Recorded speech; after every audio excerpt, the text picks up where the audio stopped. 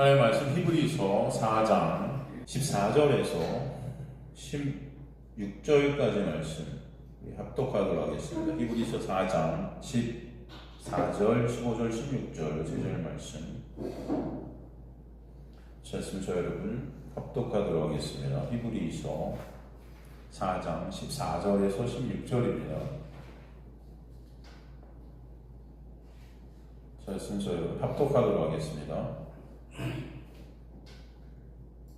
시작. 그러므로 우리에게 큰 대제사장이 계시니 승천하시니 곧 하나님의 아들 예수시라.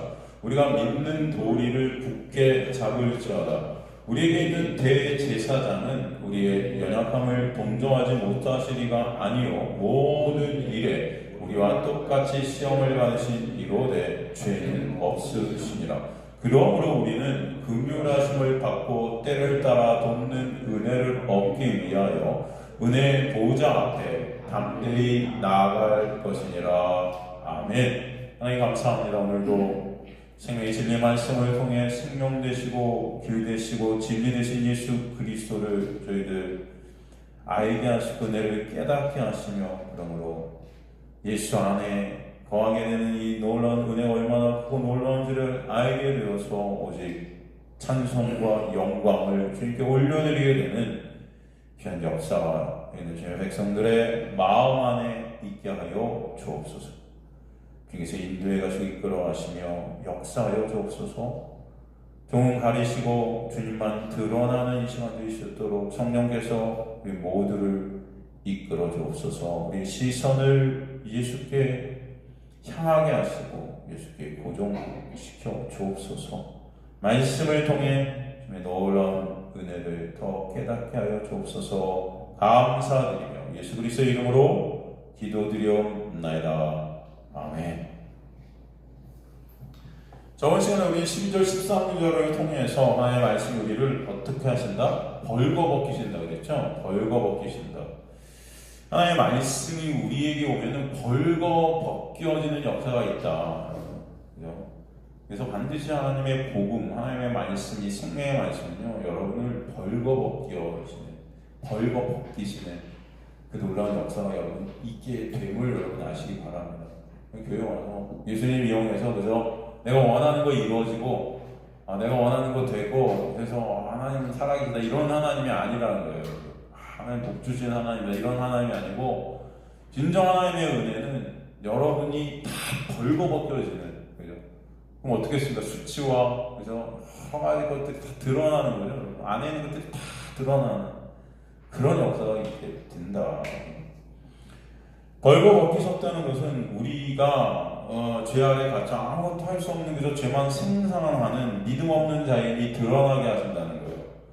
그러기에 13절, 12절, 12절, 13절 우리가 저번주에 살핀 그 말씀 앞에 이스라엘 백성들이 광야에서 왜 실패했는지를 갖다 보여주시죠. 왜 실패했다고 그랬죠? 그들이 뭐가 없어서 순종치 않아서. 뭐가 없죠? 순종치 않았다는 것은 다른 말로 어떤 게 없다? 믿음이 없다는 거예요. 믿음이 없다. 순종치 못했다. 그들의 그 믿음은 여러분 그들이 그것을 가질 수도 없고 순종이라는 것을 그러므로 내놓을 수도 없는 그런 그들의 실존이 광야에서 다 벌거벗겨진 겁니다. 이해되시죠? 하나님은 여러분을 광야 교회 이곳으로 오셔서 벌거벗겨지시는 놀라운 벌거벗기시는 그런 놀라운 역사 교회 아닙니다. 그러니까 여러분 말씀 우리가 들으면 들을수록 이 설교, 이 복음이 선포되는 선포가 될수록 힘들고 어려운 거예요. 내가 다 드러나는 벌거벗겨지는 게 말씀 앞에 여러분이 말씀의 광선이 나를 딱 칠 때 내 안에 있는 이 쇳덩어리, 암덩어리들이 막 비추어지고 이게 들춰질 때 여러분 좋겠습니까? 여러분 병원에 와갖고 엑스레이 딱 찍었는데 내 안에 암이 이따만한 게 있다. 여러분 기분이 어떠시겠어요? 네? 통곡할 노릇이겠죠. 내 죽는구나. 나 끝이구나. 그러니까 우리가 말씀의 빛 앞에 이 말씀의 빛이 여러분을 쫙 비칠 때 이런 내가 끝이구나. 난 죽음 이거 나는 가망이 없구나. 이게 여러분 말씀이 설교 가운데 있게 되는 게 여러분 진짜 설교인 거예요. 이해가 되시죠? 예수 믿으면 복 받고 예수 믿으면 여러분 되는 거 하나님께서 해주시고 희망을 주고 잘 될 거라고 이런 게 아니에요, 여러분. 복음은 그죠? 칼이에요, 칼. 좌우의 날선 예리한 칼보다도 더 날카로운 칼이 여러분 폐구를 찌르고 들어 다 각을 떠갖고 다 벗겨내시는 거예요, 여러분. 다. 그래서 말씀의 자리에 오는 것이 힘든 겁니다. 없잖아요. 없죠. 잘 안 오죠. 그런 거예요. 그럼에도 불구하고 여러분이 오셨다는 것은 뭐다? 하나님의 역사이고 은혜임을 아시기 바랍니다. 그 말씀이 일하시고 그 말씀이 일하심을 벗겨내 주셔야 나라는 그 가짜 육의 그 의로 그 육의 의로 해 입은 그 옷이 찢어져야 찢어주셔야 참 의 대신 예수라는 옷을 입게 되는 역사가 있게 하십니다. 그 의 옷을 입게 해주셔서 이스라엘 백성들에게는 입게 해주시려고 누구를 보내시죠? 그 의의 옷을 입게 해주시고 모세를 보내신 거죠. 그래서 애굽에서 그들을 끌고 광야로 나오게 하신 것입니다. 모세는 누구를 예표한다고 그랬죠? 바로 예수를 예표하죠. 예수님을 예표해요. 그러기에 이 땅에 누가 오세요? 마찬가지로 예수께서 모세가 애국으로 들어가던 이 땅에 누가 오세요? 예수께서 오신 것입니다. 세상의 모든 인간들이 만든 가짜 종교들은요, 여러분 다 신에게 인간들이 가요. 인간들이 신에게 가도록 합니다. 그죠? 이 세상의 모든 종교들은 우리가 신에게 나가야 돼요. 나가야 돼요. 신의 자리에 우리가 가는 거예요. 열심히 노력해서 그죠? 공을 쌓고 그죠? 나를 치고 수행을 하고 제자 훈련을 하고 그죠? 이 세상 모든 종교가 다 그렇게 가요. 가야 돼요. 스스로의 힘과 노력을 해서 스스로가 바로 신의 위치에 있어야 구원이 있는 겁니다. 해탈해야 되고 그죠? 부처가 되는 거예요. 스스로가 부처가 되고 스스로가 천국의 주인이 되고 왕이 되고 그래야 대접받고 인정받고 그죠? 내 뜻대로 저 세상에서 할 수 있는 그런 게 바로 이 세상 모든 종교들이 추구하는 것입니다. 그러기에 자신들의 힘과 노력, 의지 모든 것들을 다해 신의 자리에 가야 되는 그 인간들의 어떠함이 거기 중심이 되는 것입니다. 인간들의 그 행함 그죠? 결국 그것으로 결국은 인간들이 영광을 챙기는 거죠. 결국 그것을 인본주의라고 하죠. 인본주의. 이 세상 모든 종교는요, 다 여기 묶여 있는 것입니다. 그러나 종교라고 할 수 없는 진리인 기독교만 하나님께서 우리에게 신이 우리에게 어떻게 해요? 찾아오십니다.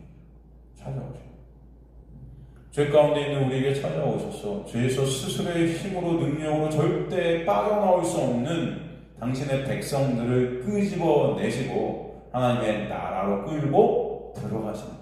그렇죠? 모세가 들어가서 이스라엘 백성들을 끌고 나와서 가나안으로 들어가는 그 여자, 그죠? 그것을 여러분 이 땅 가운데서 우리가 살아가게 하시는 것이죠. 창세기 14장에 보면 아브라함이 치는 전쟁이 등장하죠. 아브라함이 몇 안 되는 작은 군사를 가지고 승리를 이끌어내죠. 그리고 돌아오는 길에 어떤 사람을 만나는데 이름이 누구냐? 멜기세덱이에요. 들어보셨어요? 멜기세덱. 아브라함이 멜기세덱을 만나게 돼서 알게 된 것이 있죠. 그게 뭐죠, 여러분? 뭘 알게 됐을까요, 아브라함? 멜기세덱을 만나서 뭘 알게 됐을까요? 그 아브라함이 치른 전쟁의 승리가 아브라함의 힘과 노력으로 아브라함의 어떠함으로 된 것이 아니라 온전히 하나님의 뭐였다는 거예요. 은혜임을 알게 하시는 거죠. 이해가 되시죠? 그 전쟁의 승리가 온전히 하나님의 은혜임을 알게 하셔요. 그러니까 아브라함을 도우시는 분의 기도 덕분이었다는 거예요. 그것을 알게 된 아브라함이 그래서 자신이 전쟁을 통해 이기게 된 전리품들 중 10분의 1을 바침으로 멜기세덱의 바침으로 이 전쟁이 하나님의 은혜로 이긴 전쟁임을 고백해내죠. 그 고백의 증표가 바로 10분의 1 전리품들 중에 10분의 1을 떼어서 드린 거죠. 여러분 그 멜기세덱을 갖다가 성경에서는 말씀은 뭐라고 증거하냐면 샬렘 왕이라 그래요. 그죠? 그 멜기세덱이 뭘 가지고 나왔죠? 떡과 포도주를 가지고 나온 샬렘이 뭐예요? 평화의 왕이라 그래요, 여러분. 떡과 포도주를 가지고 나온 평화의 왕. 사실 이 멜기세덱은 누구를 상징하는 겁니까? 예수를 상징하는 거죠. 그러니까 이 아브라함의 승리는 누구가 일으켜주신 하나님의 놀라운 역사는 예수께서 일으키신, 예수께서 승리 있게 하신 거죠. 그래서 그에게 그것을 증표로 드리게 되는 거죠. 창세기 14장 18절에서 20절을 보면 여러분 한번 가볼까요? 창세기 14장 18절에서 20절을 보면은 샬레마 멜기세덱이 떡과 포도주를 가지고 나왔으니 그는 지극히 높으신 하나님의 뭐였더라 그래요? 제사장이었더라. 지극히 높으신 하나님의 제사장. 그죠? 그리고 그 하늘의 복이 우리에게 어떻게 주어지게 되는가 하면은 하늘의 복을 갖고 계신 분이 우리에게 그 복을 어떻게 해요? 넘겨주시죠. 그가 아브라함의 축복하게 이르되 천지의 주제주 지극히 높으신 하나님이여 아브라함의 복을 아브라함에게 주옵소서 이렇게 말씀하시죠. 그죠? 그리고 너희 대적을 내 손에 붙이신 지극히 높으신 하나님을 찬송할지어다 하며 아브라함이 그 얻은 것 10분의 1을 멜기세덱에게 주었더라 말씀하시죠. 그죠? 여기서 그 대제사장, 오늘 본문에 그 지극히 높으신 하나님의 대제사장 대신 예수 그리스도가 등장하는 것입니다. 우리가 그분을 붙잡을 수밖에 없음을 알게 하시는 거죠. 그죠? 우리 쪽에서도 복을 위해 할 수 있는 것이 있어요, 없어요? 없다는 거예요. 그분께서 그 복을 우리에게 패스해 주셔야만 된다는 거예요. 죄와 허물로 죽은 우리가 그 복을 위해 할 수 있는 것은 아무것도 없음이 깨달아지는 거죠. 그 전쟁의 승리는 오직 하나님의 놀라운 은혜, 예수의 놀라운 승리 안에서만 있게 하신다는 것을 보게 하시는 거죠. 성경에서 그것을 뭐라고 하죠? 우리가 할 수 있는 것이 아무것도 없다. 그 복을 위해서 우리는 할 수 있는 게 아무것도 없고 그 복이라는 것은 그 구원의 역사, 승리의 역사는 거저 은혜로 우리가 넘겨받아야만 된다는 것. 그렇죠? 그것을 깨달아지는 것. 그것을 갖다 여러분 성경에서는 뭐라고 합니까? 우리가 할 수 있는 것이 아무것도 없음이 깨달아지는 역사. 이 인간의 불가능함이 깨달아지는 역사. 그것을 성경에서는 믿음이라고 해요. 믿음은 우리가 할 수 있습니다. 있습니다 하면 아닙니까? 저 사람들은 그렇게 말했죠. 믿습니다 하면은 다 뭐예요? 할 수 있다. 그죠? 너에게 능치 못함이 없다. 믿는 자에게는 능치 못함이 없으니까 할 수 있다. 이게 믿음인 줄 알지만 사실은 인간의 불가능한, 나의 불가능한, 내가 할 수 있는 것이 아무것도 없음을, 그래서 오직 예수 그리스도의 놀라운 은혜만이 나를 이끌어간다는 것을 깨달아지는 것. 이걸 믿음이라고 해요. 그죠? 믿음이라는 것은 의존하다, 붙들다, 찾다, 의지하다 이런 의미가 있지 않습니까? 내가 할 수 있는 것이 아무것도 없음이 깨달아질 때만 우리 안에서 믿음이라는 것이 발휘가 되죠. 이해하세요? 우리가 할 수 없음이 깨달아질 때 우리는 누구를 바라봐요? 예수를 바라보게 되는 역사가 있게 되는 거예요. 이걸 믿음의 역사라 그래요. 그죠? 이런 우리의 실존이 깨달아지는 역사가 바로 말씀의 역사고, 그 역사가 우리의 실존을 보게 하시고 믿음을 가질 수 없는 죄만 내놓는 그 실존이 깨달아지고, 그러게 믿음의 본체 되신 예수를 바라보는 믿음 안에 있게 하시는 역사가 있게 하시는 거죠. 예수가 아니면 가망 없는 실존을 벗기셔서 깨닫게 해주시는 거예요. 우리에게 오신 큰 대제사장 되신 예수를 붙잡게 하시는 역사가 있게 하신다는 것입니다. 인간들은 율법 안에 갇혀 성경에서 말씀하는 순종과 불순종이 뭔지를 모르는 거예요. 율법 아래 갇힌 인간들은 순종과 불순종이라는 단어를 갖다가 헷갈려요. 헷갈리는 게 아니고 완전히 거꾸로 알고 있습니다.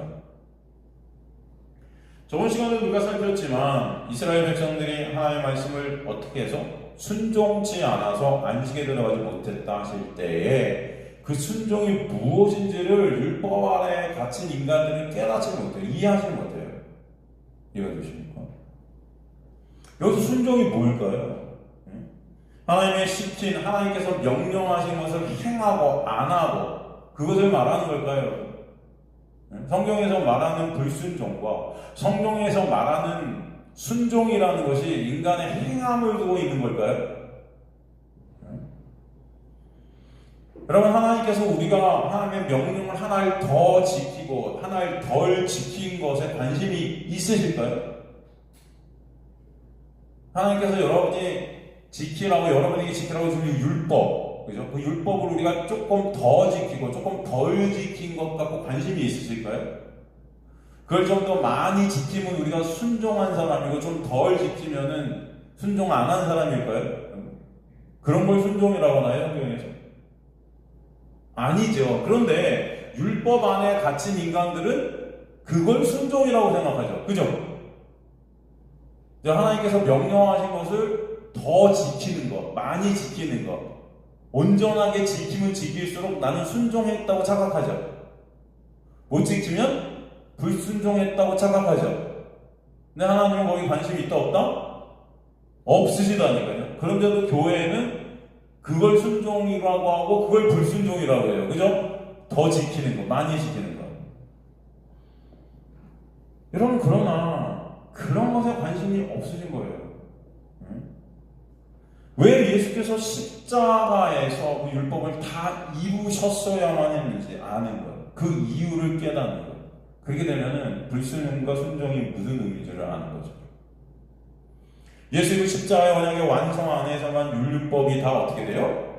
이루어진다고 그러시죠. 그죠? 율법이 다 온전해지는 거죠. 그 예수 안에서만 그러게 이제 정죄가 다 사라진 영역이 되는 거죠. 그죠? 그래서 율법의 완성은 뭐래요? 사랑이라 그러죠. 그 사랑이 누구예요? 예수신 거죠. 그죠? 예수께서만 십자가에서 그것을 다 이루셨다는 거예요, 여러분. 율법을 온전케 하시는 분은 오직 누구다? 예수라는 거잖아요.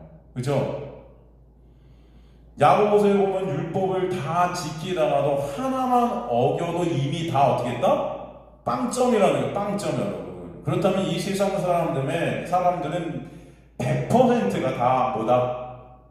빵점인 거예요. 이해가 되죠? 네? 끝이에요. 이미 죽음이고 이미 멸망이에요. 끝난 거예요, 여러분. 네? 그러게 그런 빵점인 죄 안에 갇힌 인간들이 율법을 몇 개 더 지킨 거, 율법을 몇 개 더 못 지킨 거, 하나님은 여기에 관심이 있다 없다? 없다고요. 그죠? 이미 다 빵점이니까. 아시겠습니까? 그런데도 왜 인간들은 여전히 내가 율법을 저 사람보다 더 지키고 하나님의 명령을 더 지키고 덜 지킨 것에 목을 메고 있는 걸까? 이게 바로 율법 안에 갇혀서 그것으로 내 의, 내 영광을 쌓고자 하는 죄가 계속 발휘되는 것입니다. 아시겠습니까?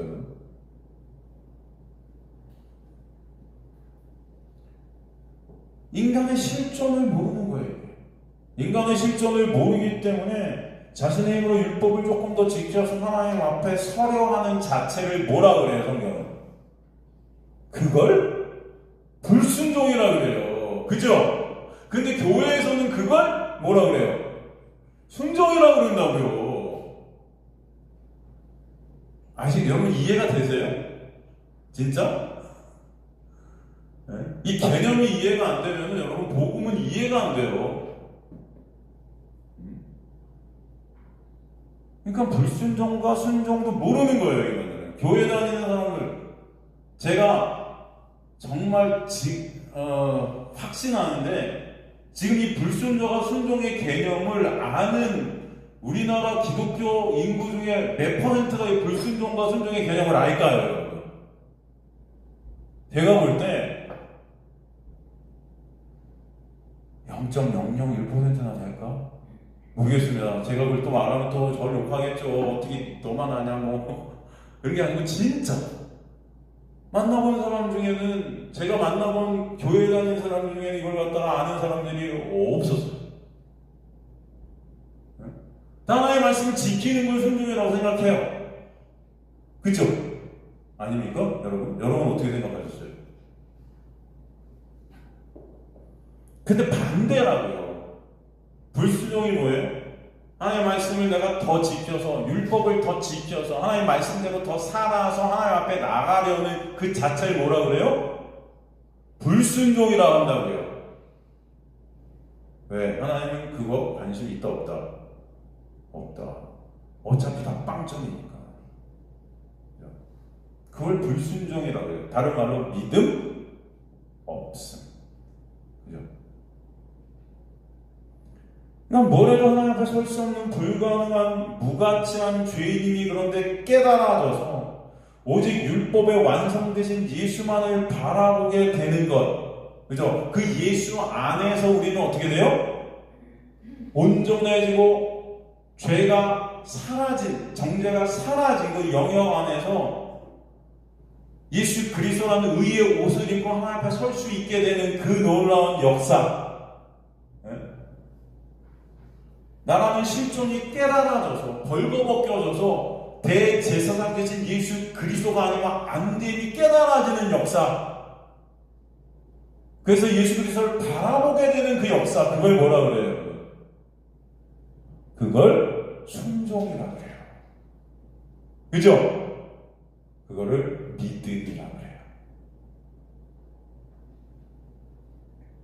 이스라엘 백성들이 그 순종, 그 믿음이 없었다는 것입니다. 즉 자신들이 그 육이 여전히 하나님의 자리에 앉아서 자신들의 실존을 모르고, 그죠? 자신들이 그 육의 어떠함으로 하나님 앞에 나가려고 하는 거죠. 그래서 하나님께서 그 육을 갖다 광야에서 어떻게 해야죠? 죽여버리시는 거예요. 자신들이 죽어야 될 자임을 깨닫게 하시는 겁니다. 그 죽음을 통해서. 그들의 그런 모습을 갖다 구약에서는 뭐라고 그래요? 어떤 단어에서 경팍하다 그러죠. 목이 곧다 그러죠. 그러니까 우리는 경팍하고 목이 곧으면은 그저 교만한, 물론 그런 거죠. 굉장히 강한 무슨 자기 마음대로 하는 어떤 그런 것들을 갖다 생각할 수 있는데, 이거는 자신의 실존을 모르는 거예요. 오히려 어떤 자들이 목이 곧고 강팍하냐면 인간들의 눈에 볼 때 굉장히 거룩해 보이고 굉장히 하나님의 말씀을 지키는 것 같고, 그죠? 아름다워 보이고 멋져 보이고 훌륭해 보이는 그런 바리새인들, 종교 지도자들, 하나님 앞에 엎드려지는 예배를 그렇게 최선을 다해서, 제사에 그렇게 최선을 다해서 드리는, 정말 하나님 앞에 겸손해 보이는 그런 자들. 그런데 그 행위를 통해서 그 의를 쌓아서 하나님 앞에 나가려는, 그곳으로 난 하나님 앞에 갈 수 있다고 자연스럽게 자기 자신의 그 행위로 다 가리고 있는 그 자체를 목이 곧다는 그런 거예요. 이해가 되십니까, 여러분? 완전 반대 개념. 여러분, 하나님께서 이스라엘 백성들을 애굽에서 빼내실 때 뭘로 빼내셨어요? 우슬초로 빼내셨죠. 우슬초는 뭐죠? 어린 양의 피를 바르는 거죠. 그러니까 곧 어린 양의 피가 발라져서 빼내시는 거예요. 그죠? 어린 양의 피로 가리고 덮으셔서 그들을 죄에서 빼내셨어요. 어린 양은 누구죠? 바로 피는 그 예수 그리스도 십자가의 보혈을 상징했죠. 그렇게 그들은 거저 은혜로 그 피로 나왔음에도 불구하고 그 은혜를 어떻게 해요? 망각해요. 그 사실을 망각해버려요. 그냥 자신들이 잘나오는 왕자 하는 거예요. 자신들이 하나님의 백성들이라는 어떤, 우리가 나가면 하나님께서 좋아하시겠지, 우리가 나가서 이렇게 나오니까 하나님이 우리의 요구를 들어주시겠지, 우리는 이런 자들이야 하는 어떤, 그죠? 그런 어떤 선민사상 같은 거죠. 이스라엘이라는 어떤 그런 어떤, 우리는 굉장히 선택된 자들이라는 어떤 그런 어떤 조건들. 그래서 그들이 여러분 광야에 나와서 그 은혜를 망각하고 자신들이 원하는 거 달라고 이렇게 아성치는 겁니다. 잘난 줄 알고. 우리가 이렇게 당신 따라서 나왔으니까 거기에 대한 보상을 해달라는 거예요. 여기까지 나왔지 않느냐. 이렇게 어렵게 나왔으니까. 그들이 나온 곳이 그들의 어떠한 인함인 줄 아는 거예요. 그런 그들의 모습이 여전히 나라는 불순종이라는 유감에 갇혀있는 그런 죄만 생산하는 그들의 모습이었다는 것을 광야를 통해서 적나라하게 벌거벗겨 주십니다. 죄 안에 갇힌 인간을 하나님께서 원하시는 순종이 무엇인지 몰라요. 불순종과 순종을 거꾸로 알고 있는 자들이라 라는 것입니다. 여러분, 예수께서 이 땅에 빛으로 오세요. 빛으로. 저 빛. 그죠? 이 세상은 어둠이라 그랬죠? 그리고 예수 그 빛 안에서만 뭐가 있다? 생명이 있다 그러시죠? 그 말인즉 예수 밖에는 뭐예요? 다 죽음이고 어둠이고 그죠? 암흑인 거예요. 흑암입니다. 흑암. 예수께서 빛으로 이 땅에 오시자 이 세상의 어둠임이 드러나죠. 빛으로 확 비춰갖고 이 세상이 어둠임이 암흑임이 드러나요. 그 예수가 빛이고 생명이고 또 말씀이시죠. 그러기에 여러분, 하나님의 놀라운 은혜로 말씀이신 빛이신 예수께서 여러분 안에 오시게 되면은 어떤 역사가 여러분 안에서 발현되는가 하면은 내가 죽음이고 어둠이고 그죠? 멸망이 드러나는 거예요. 그걸 발가벗겨진다고 그러죠. 내가 바로 시체구나, 생명 없는 자구나, 무능력하고 무가치하고 죄만 생산해내는 죄 자동 판매기 같은 자, 그냥 어둠 그 자체구나가 적나라하게 까마귀어지는 거예요. 여러분. 여러분 안에 누가 오시면 예수가 빛이 확 여러분을 비치니까 암덩어리 보여요. 다 여러분 몸이 어디 한 군데 성한 데가 없어요. 그냥 죽음인 거예요. 다 시체인 거예요. 다 굳어버렸어요. 시체들. 이런 나의 실존이 깨달아지게 되는 것이 바로 뭐라고 그래요? 이런 나의 실존이 깨달아지게 되어져서 생명은 오직 누구만 되시는구나, 예수만 되시는, 그 예수를 바라볼 수밖에 없는 거예요. 우리 두 눈이. 그걸 뭐라 그래요? 순종이라 그래요. 그걸 뭐라 그래요? 믿음이라 그래요. 불순종과 순종의 개념을 아시겠습니까?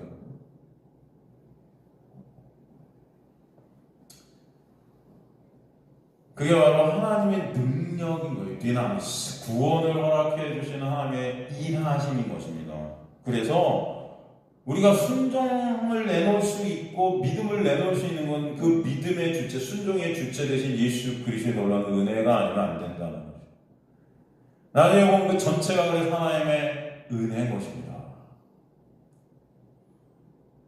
그런데 반대로 우리가 내가 무엇을 행해서 순종이라는 것을 만들어내고 내가 어떤 것을 행해서 믿음의 자리로 내가 가고자 하고 그 믿음이라는 것을 증거해내고 하나님의 말씀 지키고 그것을 통해서 내 의로 하나님 앞에 설 수 있다고 착각하고 있는 그 모든 것들을 다 불순종이다 해요. 그러면 여러분 지금 교회는 순종을 하고 있는 것입니까?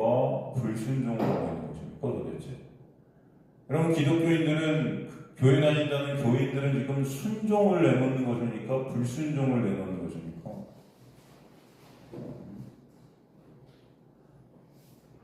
그렇게 말씀의 빛이 우리를 관통해서 내가 말씀의 빛 앞에 벌거벗겨져 육이 다 죄로 물든 불가능하고 무가치한 자, 멸망과 죽음왕에 있는 자임이 드러나게 되면 갈 수 있는 곳은 딱 한 군데밖에 없음이 깨달아져요. 여러분. 누구에게로? 오직 예수께로만. 오직 예수께로만. 다른 게 하나도 없다. 여러분의 어떠한 행함도, 여러분의 어떠한 조건도, 여러분의 어떠한 것도, 아무것도 그냥 nothing. only, 그죠? sola Christus, sola fide, sola gratia, sola scriptura. 오직 은혜, 오직 믿음, 오직 말씀, 솔라 크리스투스. 오직 예수. 끝. 아시겠습니까? 거기에 인간들이 근데 덕지덕지 뭔가를 다 붙이고 싶어 하는 거지. 내 영광을 챙기고. 그걸 불순종이라 해요. 대제사장보다 더 높으신 예수 그리스도, 그죠? 그분의 의가 아니면, 그분의 은혜가 아니면 우리는 가망이 없는 거예요. 그걸 복음이라고 해요. 그러나 그분 안에서 우리는 거저대로 값없이 다 의인들이 되고 거룩한 자가 되고 하나님의 거룩한 성새 예루살렘이 되게 하시는 놀라운 역사, 그걸 복음이라고 해요. 너무나 감사한 거죠. 그래서 14절 말씀이 우리에게 주어지는 것입니다. 우리에게 큰 대제사장이 계시니라고 말씀하시는 거예요. 그래서 아르케기와 메간, 큰 대제사장, 메간, 큰, 이게 여러분 그냥 큰 이런 뜻이 아니에요. 위대한, 탁월한, 위대하시고 탁월하신 그런 대제사장. 그러니까 이건 대제사장이랑 비교가 안 된다는 뜻이에요. 인간이 만든 어떤 대제사장이란 그런 인간의 눈에 볼 때 하나님과 인간을 연결시켜주는 제사를 통해서 인간의 죄를 용서해주는 그런 역할을 대행한 그 대제사장이 사실 예수 그리스도를 예표했지만, 그런 인간의 대제사장이 그런 것과 비교도 할 수 없는 진짜 그분보다 훨씬 그 대사장보다 진짜로 위대하고 탁월하신 예수 그리스도, 그분이 아니면 우리의 죄는 끝이다. 그러니까 인간적인 예수가 없어. 하나님 되신 예수만이거든. 그러게 우리가 믿는 도리를 굳게 어떻게 하다? 잡을지어다 그러죠. 굳게 크리토멘, 이게 움켜잡다. 그것만을 붙잡게 되는 거예요. 그것만. 그럴 수밖에 없게 되는 거예요. 우리가 믿는 도리, 데스 호몰로기아스, 이걸 신앙 고백이라고 우리는 해석할 수 있는데, 어떤 신앙 고백을 의미하느냐? 믿는 도리, 그 길, 그 길은 누구만 되신다는 거? 예수만 되시는, 오직 예수가 아니면 가망이 없다는 거, 예수만 의이 되시고 예수만 왕 되시, 예수가 아니면 구원이 없음이 고백해 되는 그 믿는, 그 믿음 안에 있게 되는 그 예수라는 길만 바라보게 되는 그 도리, 그 도리, 그분, 그 예수 그리스도만 굳게 잡게 되는. 근데 우리 힘으로 그분을 붙잡으라는 말씀은 우리가 할 수 있는 것이 아니에요. 우리 안에 오신 성령께서 우리 안에 오셔 예수만이 소망이고 안식이고 생명임을 깨닫게 해주시고, 예수의 영인 성령께서 예수를 바라보게 하시고 우리를 붙잡아 예수와 함께 동행하게 해주는 역사가 있게 해주시는 거죠. 여기서 말하는 굳게 잡을지어다는 그분이 아니면 안 된다는 것을 갖다 역설적으로 우리에게 설명해 주시는 거예요. 여러분은 붙잡을 수가 없는데 그분이 아니면 안 되기 때문에 성령께서는 그분을 붙잡게 하시는 것입니다, 여러분. 그 예수만을 붙잡아야 됨을 말씀해 주시는 거예요. 예수만 생명되게 깨닫게 해주시는 역사가 있어야만 된다는 거예요, 여러분. 그 전제 조건이 성령이 여러분에게 빛을 쫙 비추어 주셔서 내가 정말 가망 없는 자임을 깨달아줘. 내가 뭘 해도 하나님 앞에 다 죄덩어리임을 깨달아. 예수라는 그 놀라운 은혜의 옷을 입지 않으면, 거룩한 옷을 입지 않으면 멸망할 수밖에 없는 자임이 깨달아지는 역사. 그것을 설명해 주시는 거예요. 즉 복음은 우리가 할 것을 말씀해 주시는 것이 아니에요. 복음이라는 거, 말씀이라는 거, 하나님의 말씀 전체는 우리가 무엇을 해야 될 것을 말씀해 주시는 것이 아니에요. 말씀을 통해 우리가 뭘 해야 될까라고 생각하는 자체가 불순종입니다. 말씀은 우리가 무엇을 바라봐야 될지를 설명하시는 거예요. 무엇이 생명인지, 무엇만을 우리가 의존해야 될지,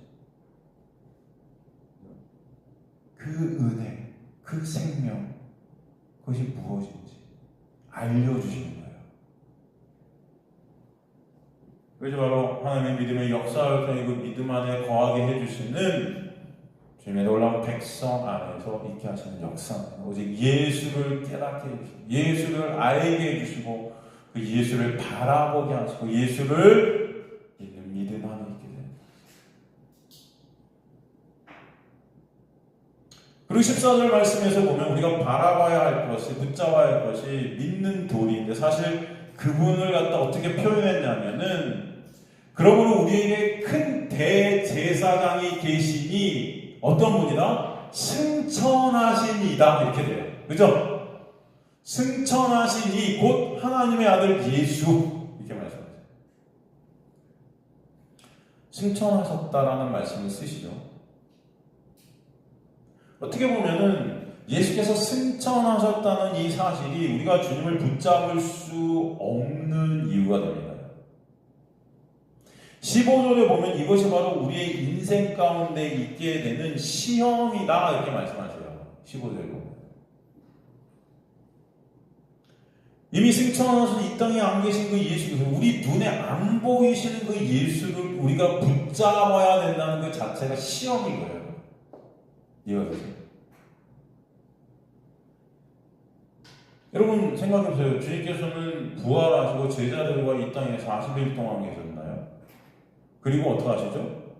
승천하셨는데 그럼 왜 그러셨을까요? 왜 주님은 계속 제자들과 함께 계시고 왜 혼자 승천하셨을까요? 물론 그 제자들에게 이제 이 인생 역사를 통해 하나님의 놀라운 은혜를 알게 되고 그 놀라운 은혜를 또 흘려보내는 귀한 역사를 또 일으키게 하시기 위해서 그 제자들을 남겨놓으셨지만 예수께서는 왜 홀로 승천하신 것일까요? 예수 입장에서 데살로니가 후서 1장 7절에서 9절을 보면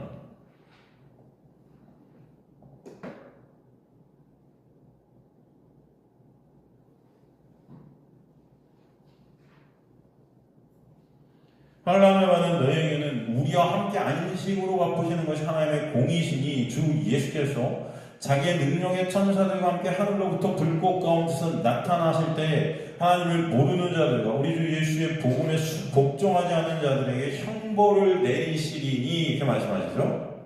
그죠? 이런 자들은 주의 얼굴과 그의 힘의 영광을 떠나 영원 멸망의 형벌을 받으리로다. 이 말씀이 무슨 말씀이세요, 여러분? 주님께서 승천하시고 보좌에 앉으신 이유가 뭐보다 나중에 주님께서 심판의 자리에 앉으시겠다는 거예요. 그 심판의 기준이 그런데 뭘까요, 여러분? 바로 오늘 말씀인 것입니다. 우리가 예수 그리스도만을 붙잡고 있는가? 아닌가? 예수 안에 있는가? 예수 밖에 있는가? 바로 그 예수, 카타 알레스야, 진리를 따라 심판이 있게 됩니다. 예수에 의해 나눠지는 거예요. 데살로니가 전서 4장 16절 17절을 보면 또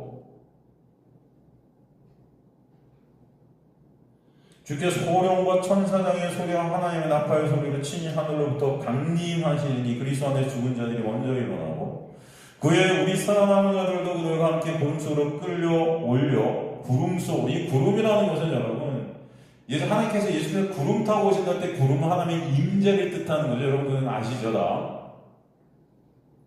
주를 영접하게 하시니 그리하여 우리가 항상 주와 함께 있으려 이렇게 말씀하세요.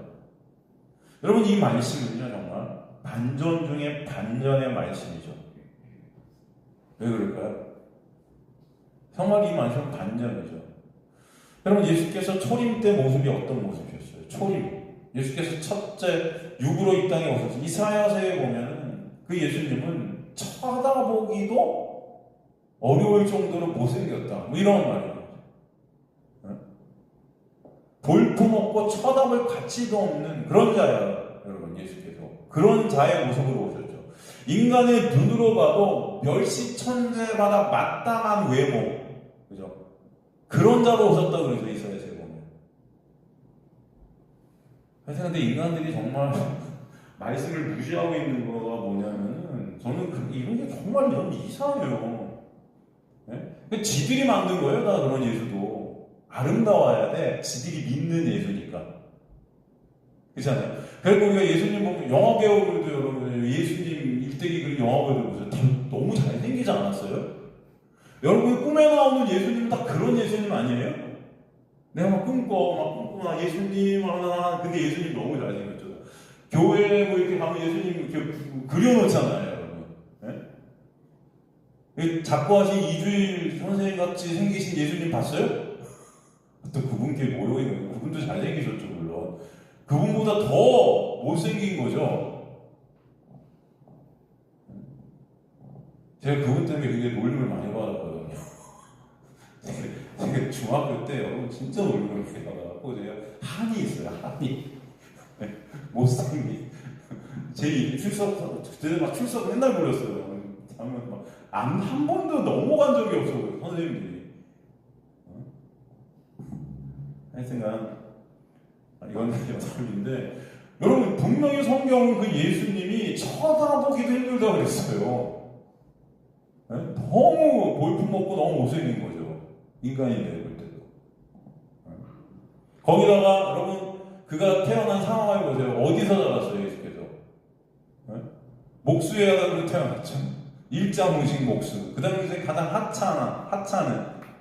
네? 그 다음에 예수께서 사신 곳이 여러분 어디에 빈민촌이에요. 가나안. 저 빈민. 네? 정말 인간적으로 보면요, 여러분 가치라고는 1%도 없는 분이에요. 그쵸? 생각을 해보세요. 근데 여러분 공생애를 시작하시면서 십자가를 지시기까지 그래서 예수께서는 또 어떻습니까? 그 멸시, 천대 그 모든 고난과 환난을 다 받으시죠. 오죽하면은 여러분 도살장으로 끌려가는 이 세상에 여러분 가장 비참한 모습으로 표현을 해요. 제자들도 다 떠나죠. 그 십자가 앞에 남은 사람들이 없었어요, 거의. 그죠? 말씀에는 그 십자가 앞에 누구만 남냐면 마리아들만 남아요. 막달라 마리아, 어머니 마리아, 그리고 마리아, 그죠? 다 마리아. 마리아는 뭐예요? 마라잖아요. 그것도 상징적인 하나님의 놀라운 그 은혜가 깃들어있죠. 마라의 쓴물이 예수 그리스도의 놀라운 십자가에서 단물되게 하시는 놀라운 역사가 있게 하신 거예요. 그리고 예수님의 그 부활 때 첫 번째 찾아간 사람도 마리아잖아요. 인간들은 다 떠나는 거예요. 철저한 자기 부인의 그 십자가에 나요. 양처럼 아무 힘 없이 십자가에서 도살당하시는 거예요. 도사예요. 도사. 사람들은 그런 그를 신성 모독자라고 하고요. 미친 광신자라고 하고요. 율법 파괴자라고 창녀와 놀아나는 미친놈이라고 비웃었어요. 조롱하고. 네? 거기다 생긴 것도 이상했을 거고 볼품도 없고 배운 것도 없고 빈민촌에서 이런 것만 이렇게 생각해도 여러분 참 여러분 그런 예수를 여러분이 믿을 수 있겠습니까? 한번 생각을 해보세요. 그 예수가 지금 오신다 해도 여러분이 믿겠습니까? 오늘? 네?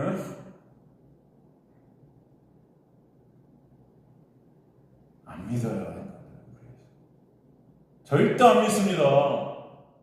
그 예수를 여러분이 바라보고 믿게 된다는 것 자체는 기적 중에 기적이에요. 그런 예수께서 그런데 오늘 말씀해 보니까 천사의 나팔 소리 앞에 함께 간님하신다. 영광의 어마어마한 반전이 일어난다. 여러분 아시겠습니까? 이런 반전은 없어요.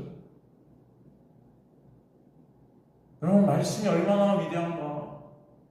이 세상은 여러분 지금도 저 무슨 탄핵과 어쩌고 저쩌고 이 나라는 저렇게 돌아가고 이 세상은 흉흉하고 경제는 망해가는 것 같고 막 저 혼란과 어둠 속에서 막 돌아가는 혼돈 속에서 돌아가는 상황이 보이지만 여러분 이 자리에서 지금 우리가 바라보고 있는 말씀 속에서 우리가 예수 그리스도를 생각할 때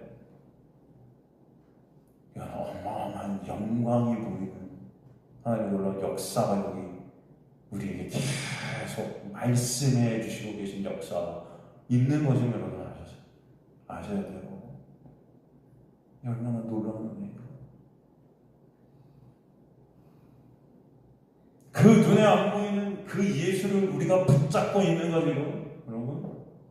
영광 중에 다시 오실 그 예수를 바라보고 있는 거예요, 여러분. 이 세상 속에서 그 예수를 우리가 알고 있는 거.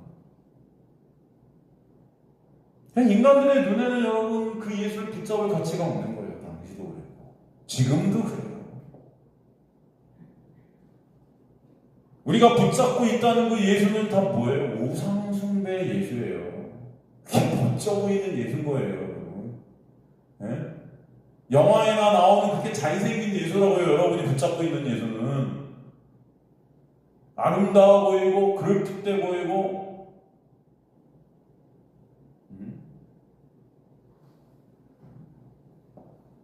그런 옷을 입고 있어도 멋지잖아요, 여러분. 예수님 영화에 나오는 그 예수님은 다 찢어진 옷을 입고도 피를 철철 흘려도 멋져 보이는 얼굴이잖아요. 그런 예수인 거예요, 여러분이 붙잡고 있는 예수입니다. 그러니까 여러분 예수를 막 믿는다 해도 우리 상상대 그런 예수를 한 집에다 그런 예수 걸어놓고 핸드폰에 그런 예수 다 넣어놓고 맨날 보면서 이분이 나와 함께하고 계셔. 다 우상인 거죠.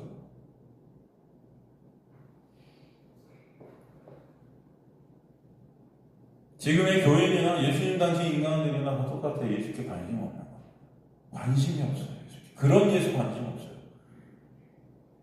백마 타고 오고 벤츠 타고 오고 신 있고 영웅 갖고 이 세상을 쥐락펴락하고 우리를 잘 살게 해줄 그 영웅 같은 예수, 다윗의 왕조를 다시 회복시킬 그 강력한 권력을 가진 예수, 강력한 능력을 가진 그 예수, 다 그런 예수께 우리는 예배드리고 있는 겁니다. 지금 다 인간들은 이 땅의 눈에 보이는 것에 관심이 가 있는 거예요. 그러기에 예수를 바라고 예수를 알고 싶고 예수와 동행하고 예수만 의존하는 자가 되고 싶은 것이 아니라 그저 그 예수 이용해서 이 세상에서 잘 먹고 잘 살고 죽어서도 더 좋은 곳 가서 잘 먹고 잘 살고 싶은 거예요. 한마디로 세상 것을 여전히 붙잡아 예수를 못 붙잡는 자들이 지금의 교인들이고 우리의 모습일 수 있다는 것을 아셔야 돼요.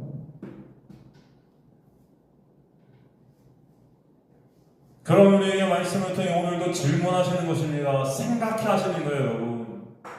이 어둠 속에서 그 빛 대신 예수 그리스도 앞에서 내가 어떤 존재로 드러나게 하시는지,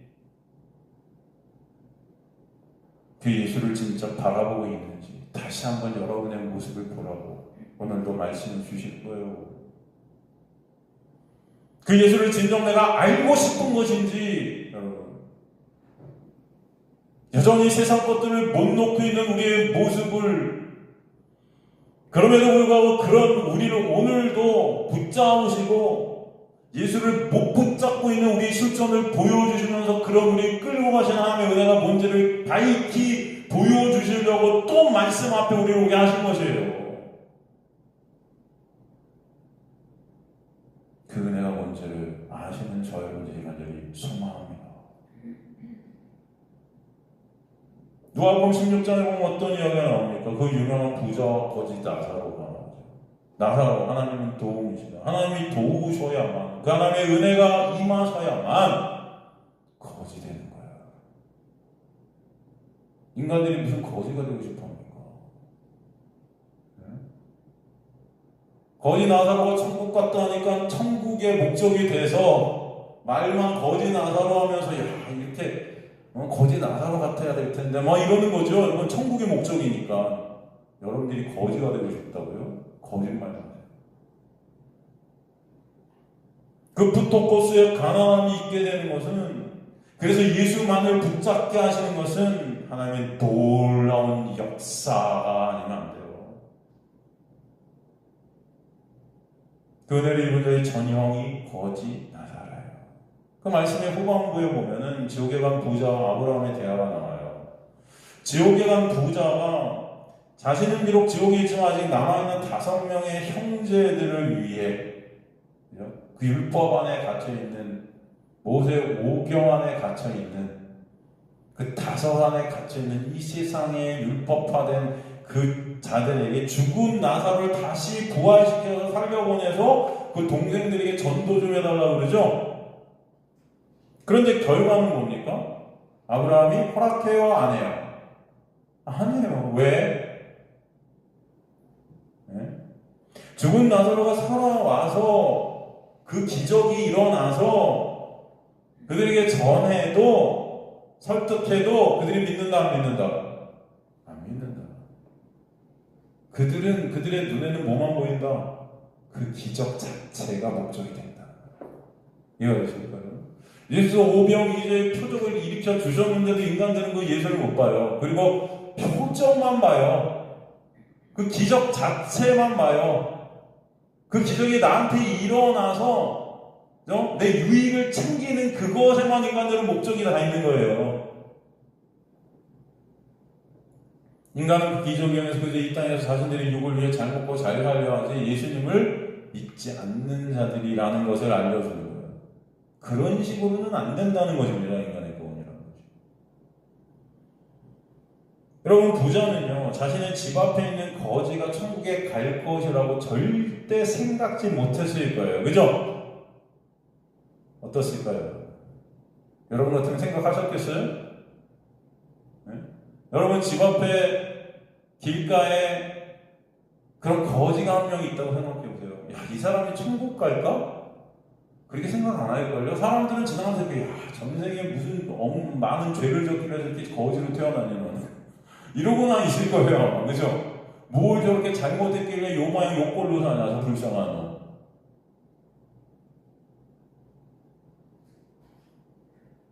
오히려 그 부자는요, 그 거지를 걸음에도 자신의 집 대문 앞에 있게 한 그 긍휼의 마음을 가진 그 자신의 의. 그런 내가 굉장히 뿌듯해 보였을 거예요. 난 이렇게 부자인데도, 그쵸? 이 부자의 어마어마한 부잣집, 그 부자 앞에 그 거지 더러운 거지가 있는 자체가 싫었을 거 아닙니까? 그런데도 긍휼의 마음으로, 야, 이자 그래도 여기 있게 내가 놔둬야지. 난 그래도 이 정도는, 야,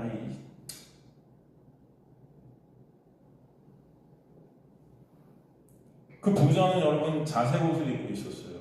그 자색옷이 의미하는 것은 그 당시에 여러분 그 부자가 누굴 뜻하는 거예요? 바리새인들, 종교 지도자들을 뜻한다는 거거든요. 하나님의 말씀을 의로 지켜서 그 의 가지고 난 천국 갈 거라고 자신하고 있었던 사람들이 아니에요. 아브라함의 아버지라고 그래요. 아브라함과 아버지요. 아브라함도 알아요. 다 부자. 그죠? 자신의 행위를 의존하고 있는 자죠. 그런데 그 거지는 오직 예수밖에는 소망이 없는 자였어요.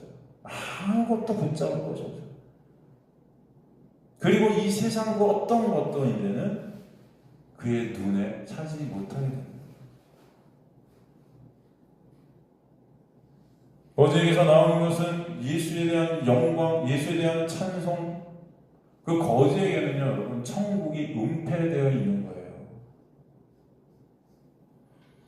하나님의 천국, 하나님의 나라, 그리고 하나님의 나라에서 뿜어져온 영광은요, 여러분, 이 세상에서 중요한 것이에요. 은폐되어집니다. 그래서 여러분이 거꾸로 알고 있어요, 교회가. 하나님의 영광이 이 세상에 드러나야 된다고 생각해요. 하나님의 나라가 드러나야 된다고 생각해요. 교회를 갖다 확장시키고 많은 사람들을 끌어모아서 이것이 하나님의 나라의 모습이라고 착각하게 만들어요. 그리고 많은 사람들이 이 세상에서 성공해서 그 성공한 것이 하나님께 영광이 된다고 착각하게 만들어요. 그러나 하나님의 나라, 하나님의 영광은요, 은폐되어져요. 비밀이에요, 여러분. 안 보여요. 하나님의 놀라운 은혜가 임한 자만 봐요. 거지 안에 그 영광이 있는 겁니다. 여러분, 이 놀라운 복음이 여러분에게 깨닫아지는 놀라운 은혜가 있게 되길 간절히 소망합니다. 영광이 뭔지. 제가 이번 주 주일날, 일요일날 여러분 그거에 대해서 다시 한번 설교할 거예요. 하나님의 나라와 영광에 대해서. 벌써 9시 15분이라 이거를 갖다 지금부터 설교하기는 너무 길고 여러분 주일날 다시 설교할 거예요.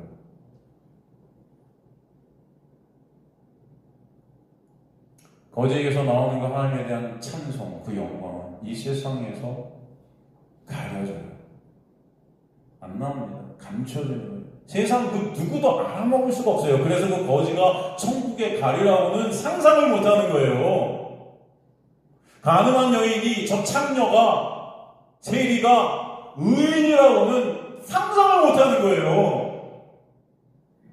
오히려 여러분의 생각에 저 사람은 천국 갈 것 같아, 저 사람은 정말 하나님께 영광이 되는 것 같아 라고 보여지는 것 자체가 불순종이 될 수 있는 거예요. 그 이유로 하나님 앞에 못 서는 거예요. 하나님의 나라 천국은 나타나지 않아요.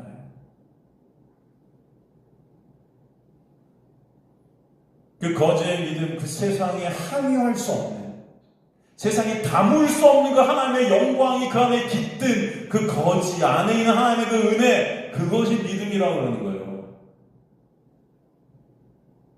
그러기에 그 거지가 숭배하는 것은 거지가 거지 되게 하시는 하나님의 역사입니다. 성교회가 어떤 이유도 가지고 있지 않는 그 거지는 그래서 예수만을 의존케 되는, 거기서 영광이 뿜어져 나오는 그 놀라운 은혜, 믿음, 순종의 기적이 있게 하시는 거예요. 그래서 하나님의 디나미스, 능력이라 그래요. 그게 능력이고 그게 일하심이에요.